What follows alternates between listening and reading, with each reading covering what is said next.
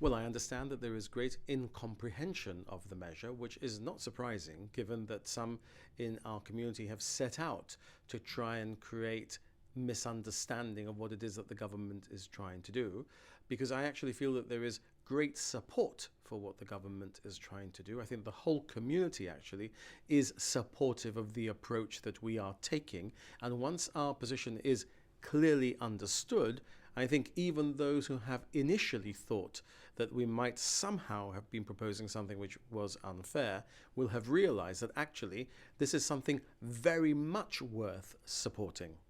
Okay, Chief Minister, the perfect opportunity to explain what it is that that measure will entail. So we are revising the eligibility criteria for many benefits in Gibraltar. That includes the eligibility for a government scholarship for an undergraduate degree, what we have in shorthand been calling the mandatory degree, since the GSLP first introduced this in 1988 after being in opposition for 15 years and being told it was a bad thing. So anybody who thinks that the GSLP is going to be wanting to undo that first mandatory degree would be very foolish. But we're reviewing not just that eligibility, we're reviewing all of the eligibilities. We want to ensure that it's only long-term residents of Gibraltar who are contributing to our economy in tax, in social insurance, all the rest of it, have the ability to claim those benefits, whether it's the scholarship or other benefits that we're talking about. And in doing so, what we wanted to do was to ensure that in this financial year, we didn't allow the horse to bolt before we set out the new eligibility criteria for scholarships. And we wanted to make sure that it was clearly understood that only automatic entitlement to the mandatory scholarship for the first time grant for the first degree was only going to be in respect of those who were in state school, but not all those who were in state school. So this is not just an issue that will affect children in the two private schools in Gibraltar. It's an issue that will affect potentially children also in the state sector in Gibraltar, in the comprehensives in Gibraltar. But we wanted to ensure that we were explaining that this change was coming. Now, that has been interpreted as children from one particular type of school, of which there are two, the boys' Jewish high school, and high schools. I think that there's boys and girls, and Prior Park, would not be entitled to scholarships, whilst children in the state sector would be. That is absolutely wrong. It is a complete misunderstanding of the position. But again, given that some have tried to create that misunderstanding, I'm not surprised that that misunderstanding has taken hold in some quarters. Chief Minister, that change in position is actually in the government scholarship handbook, changed from 2024 to 2025, that schools and only secondary government schools would be entitled. So are you backtracking now? No, I'm not backtracking, and that's not at all the position from the word go. This is about automatic entitlement. Automatic entitlement. So what we are talking about is creating different filters in different sectors, not just for scholarships and not just in the context of children in private schools. Different filters that will enable us to confirm that the new eligibility criteria that we are going to set out is complied with by those that get that first, what we call mandatory, undergraduate scholarship. Yeah, Chief Minister, I'm failing to understand, because one of those filters was that you had to be in a government school. That's right. That's one of the filters. But that's not the criteria. That's the filter. Now, if you're in a government school, we know all the information about you. If you're not in a government school, yes, we know all the information about you, or we are able to obtain information about you. If you're not in a government school, we have some information about you, but not all of the information about you. So there has to be a greater ability to obtain that information. So what is going to happen?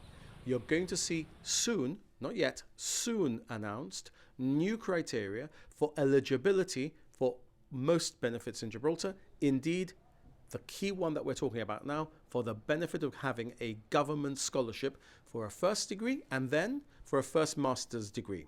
That eligibility criteria is going to apply to everyone who wants to get that scholarship, whether you're in a state school, in a private school, or somehow otherwise saying that you are entitled. Okay?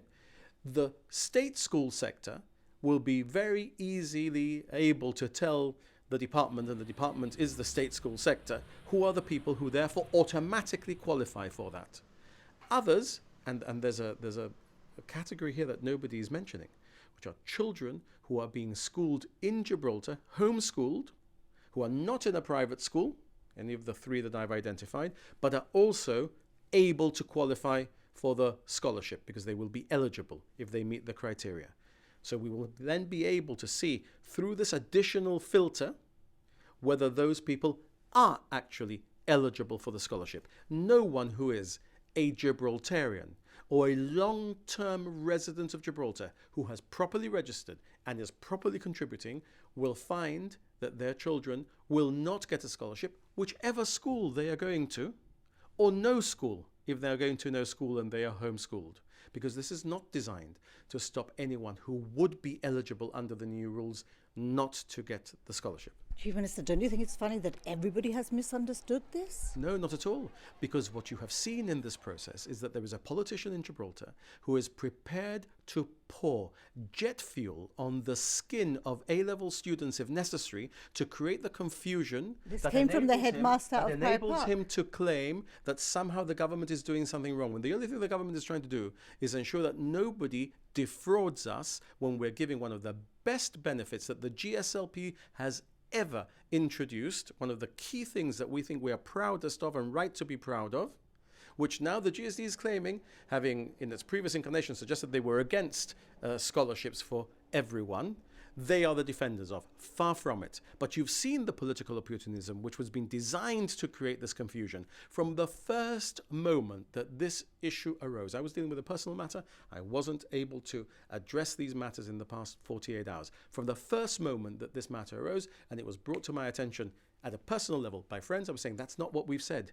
All we've said is we're trying to stop the automatic idea in sectors outside the state sector, because we need to be able to determine that those people who are going to make claims from outside the state sector have the eligibility. That's why what we're talking about very loosely at this stage, let me tell you very loosely, is using the discretionary application process to determine that actually you'll be entitled to a mandatory grant. Because if you go through that discretionary process and you confirm your eligibility for a mandatory grant, you'll get it via the mandatory route.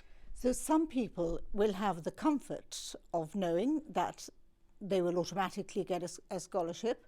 You're not. I'll tell you why. But other people won't have. So No. Gibraltarians, taxpayers, won't have that comfort you're because when it's discretionary, you can be told no. You are wrong in posing the question in that way, with great respect, of course, because I understand that you're doing it for me to be able to explain it. But you're wrong, because everyone who is contributing and is properly registered, whatever school their child goes to, will have the knowledge that when they have to fill in the form, whether it's the mandatory application form or the discretionary application form, I'm calling it that because it might be called something else, right?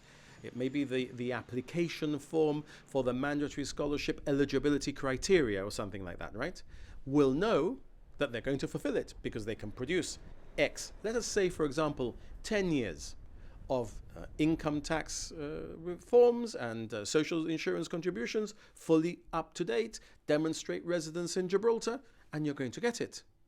But whatever school you're at, and if your children are in a private school or your children are homeschooled, and you can demonstrate that you have been resident in Gibraltar, your children have been resident with you, you've been paying your tax, you've been paying your social security, you have no doubt about what's going to happen, because the government of Gibraltar does not do people out of their criteria, their eligibility for a benefit if they comply with the criteria. But conversely, if your child is in the comprehensive school, in the state sector, and you do not comply with the eligibility criteria, you will also know that even if you fill in the mandatory form, you will not get the mandatory scholarship.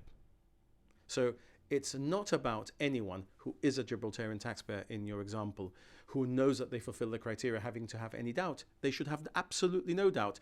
They should also know that their government is working to ensure that people who are not eligible will no longer be able to get away with pretending that they are eligible and perhaps getting through the cracks and getting entitlements that they're not entitled to, which we have to protect so that Gibraltar remains, thanks to the Gibraltar Socialist Labour Party government of 1988, the only place now, at least in the common law in Europe, where you're able to get a degree paid for and your maintenance paid for whilst you're doing the degree in Europe.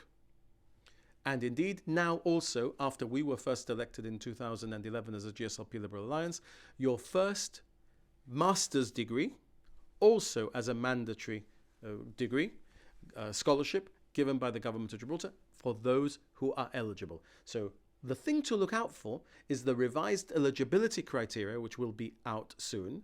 A lot of those who have written to me in this period have actually said, look, we think an eligibility criteria of 10, even 15 years of contribution in Gibraltar of PA, WAE, or tax, otherwise a social self-employed individual, and social insurance for the parents of an individual would be relevant.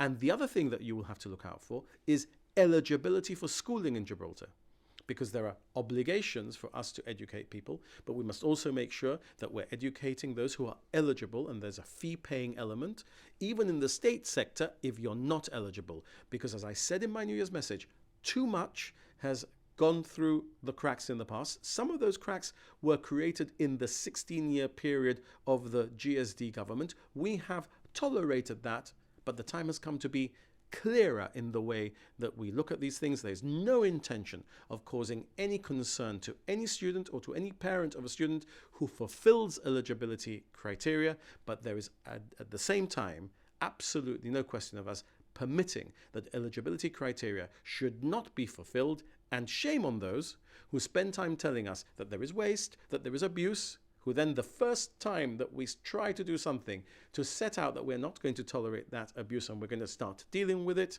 pour napalm on the whole debate just to try and garner a little of support. And Mr. Asopaldi knows who I'm referring to.